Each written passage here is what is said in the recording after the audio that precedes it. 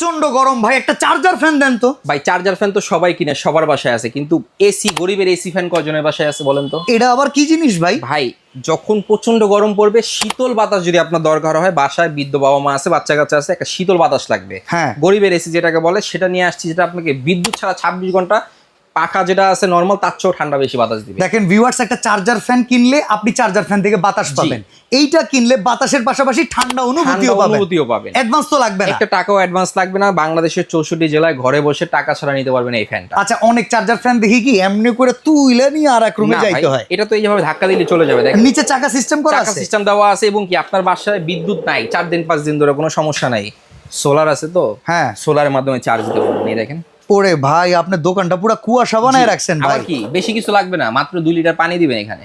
আচ্ছা, এই এরকম মিস্ট হাওয়া বের হবে দেখেন।